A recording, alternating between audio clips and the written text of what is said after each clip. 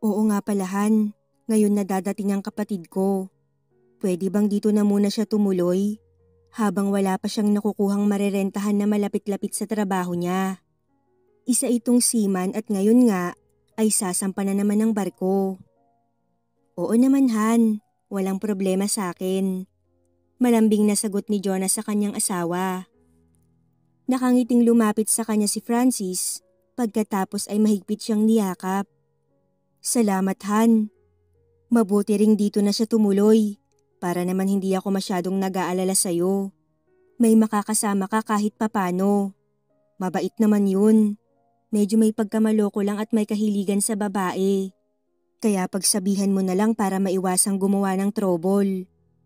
Bilin ni Francis sa asawa. Pareho silang natawa sa sinabi ni Francis. Kailan ka naman makakabalik kung sakalihan? Bakas ang lungkot sa tono ng boses ni Jonah. Dahil malalayo na naman ang mahal na asawa sa kanya. Ganun sa datihan. Mga 9 months din siguro akong magtatagal sa barko. Pasensya ka na Hana. Ayaw ko mang iwan kayo pero kailangan. Para rin naman yun sa inyo ng anak natin. Naiintindihan ko Han. Hindi ko lang talaga mapigilang malungkot. Niyakap na lamang ni Francis si Jonah. Nalulungkot din siya dahil malalayo na naman siya ng matagal sa kanyang pamilya. Hayaan mo Han. Kapag sapat na ang naipon natin, titigil na ako sa pagsampa sa barko at magninegosyo na lang tayo. Ayoko naman na habang buhay ay malayo ako sa inyo. Dagdag pa ni Francis upang pagaanin ang loob ng mahal na asawa. Sana nga Han, mamimiss kita. Hihintayin ko ang pagbabalik mo. Wika ni Jonah saka yumakap ng mahigpit sa asawa.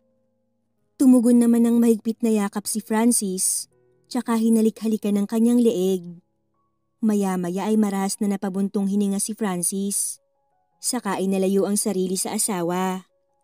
Sige na Han, aalis na ako. Baka pag nagtagal ay hindi pa ako makapagpigil. At ano pang magawa ko sa'yo? Baka iwan na rin ako ng mga kasamahan ko kapag nagtagal pa ako rito. Ikaw kasi, ang aga-aga napakabango at sexy mo. Kaya tignan mo si Junior, nagising na. Napahagik-gik naman si Jonah sa sinabi ng asawa. Mag-iingat kayo palagi ni Jacob ha.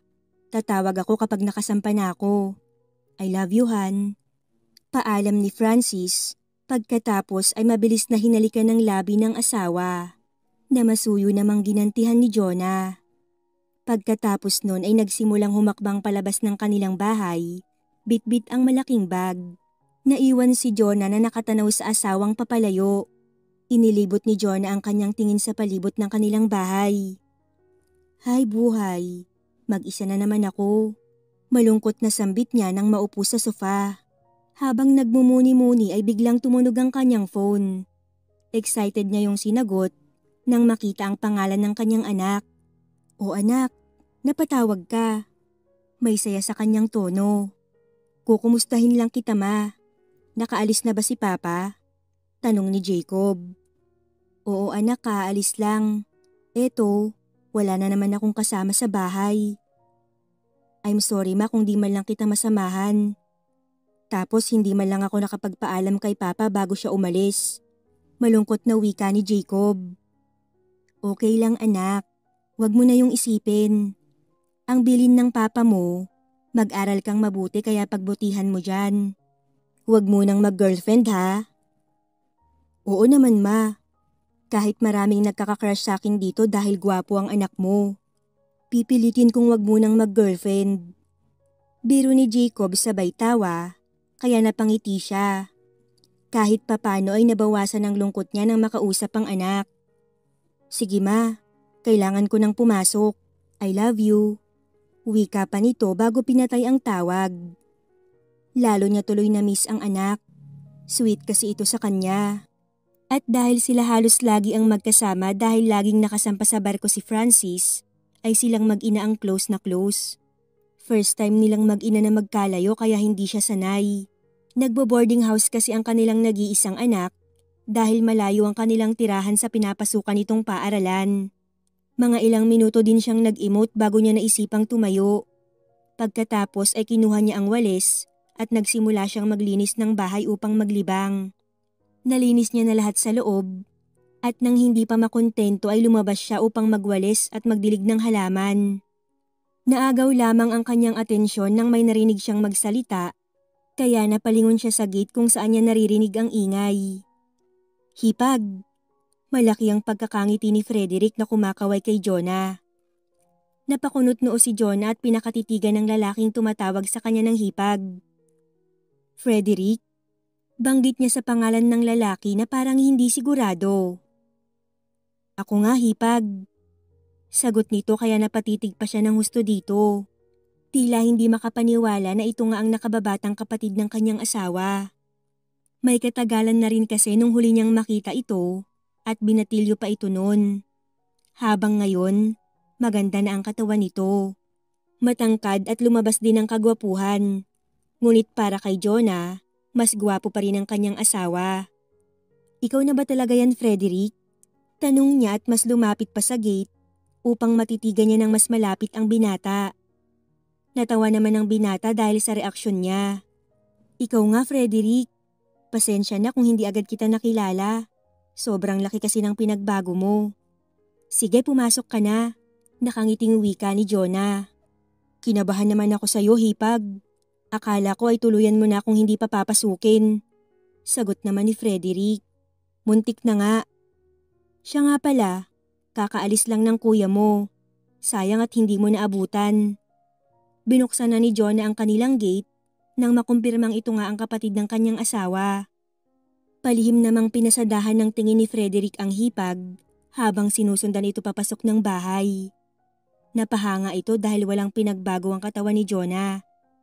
Parang dalaga ka pa rin. Yan ba ang sekreto ng palaging may dilig? Maya-maya ay pabirong sabi ni Frederick na tinawanan lamang ni Jonah.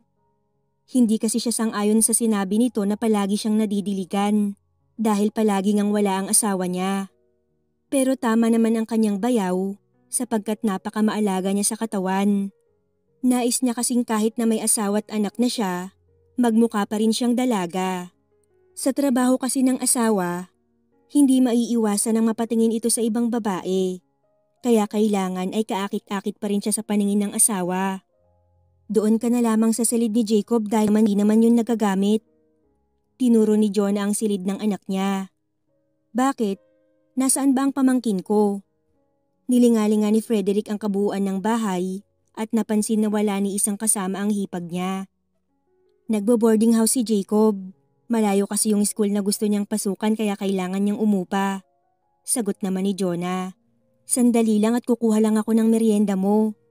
Wika ni Jonah saka tumalikod sa kanya. Nakagat ni Frederick ang ibabang labi nang sundan niya ng tingin ng papalayo niyang hipag. Para kasing inaakit siya ng umiindayog nitong balakang. Kuya, total wala ka naman. Ako na muna ang bahala kay hipag.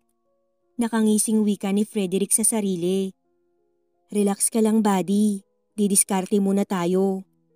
Mahinang saad ni Frederick habang pinapakalma ang kanyang alaga. Nang marinig ni Frederick ang yabag ng hipag na papalapit, ay mabilis itong naupo sa sofa at tinakpan ng una ng hita. Baka kasi kung ano pa ang isipin ni Jonah sa kanya at mapalaya siya ng di oras kapag nakita yon. Kailangan niya munang paamuhin si Jonah. Idaan sa painosente ang lahat para kusa itong bumigay. Frederick, ito na yung merienda mo, saad ni Jonah. Salamat hipag. Lalabas muna ako at itutuloy ko yung ginagawa ko. Paalam ni Jonah saka lumabas ng bahay. Nang makaalis ang misis ay sakalang nilantakan ni Frederick ang inihandang merienda ng kanyang hipag na sandwich at juice. Ang tamis naman ng juice mo hipag. Sana sa susunod, ibang juice naman ang matikman ko. Wika ni Frederick sa sarili, pagkatapos ay inilapag ang wala ng laman na baso sa mesa. Tumayo siya at sumilip sa labas ng bintana. Lalo siyang na-excite nang makita niya si Jonah na nakayuko habang nagwawalis. Nakatalikod ito sa kanya, kaya kung ano-ano tuloy ang nai-imagine niya. Hindi nagtagal ay napilitan siyang maligo na lang dahil baka kung ano pa ang magawa niya kung patuloy niya itong pagmasdan. Matapos maligo, ay lumabas siya na tanging shorts lang ang suot at proud na ibinalandra ang kanyang abs. Napakasipag mo pala Hipag. Papuri niya kay Jonah na pinagpapawisan na. Salamat. Tanging tugon ni Jonah habang nakatingin sa ibang direksyon. Hindi niya kasi matagalan ang pagtingin sa kanya ng bayaw na walang pang itaas. Naiinitan ka ba kaya ka nagtanggal ng damit? Hindi mapigilang itanong ni Jonah dahil nasasagwaan siyang pagmasdan ng binatang kapatid ng kanyang asawa. Oo Hipag, inaalinsangan ako kaya tinanggal ko na lang yung t-shirt ko. Painosenteng sagot ni Frederick. Huwag mo sanang mamasamain. Pero pwede bang magdamit ka na?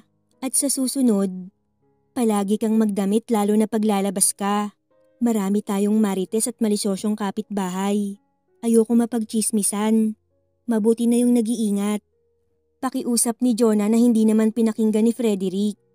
Dahil abala ito sa pagsulyap sa kanya. Meron bang kakaiba sa akin Frederick? Sobrang dungis ko ba? Iritableng tanong ni Jonah dahil napansin niya ang paghagod ng tingin sa kanya ng bayaw. Matagal bago ito sumagot. Wala naman Hipag. Sagot ni Frederick at lalo pa siyang na-conscious nang ngitian siya nito na para bang may pagkapilyo. Napailing-iling si Jonah. Ayaw niyang pag-isipan ng masama ang bayaw pero hindi niya mapigilan dahil sa ikinikilos nito. Napailing-iling na lang siyang naglakad papasok ng bahay. Tapos na siyang magwalis at magpapahinga lang siya ng ilang minuto bago maligo. Sumunod si Frederick kay Jonah. Umiinom ka ba Hipag?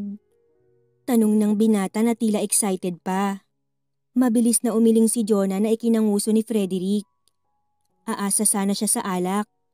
Dahil meron ngang kasabihan na kapag may alak ay may balak. Pwede ka bang mautusan? Maya-maya ay tanong ni Jonah sa bayaw. Oo naman. Kahit ano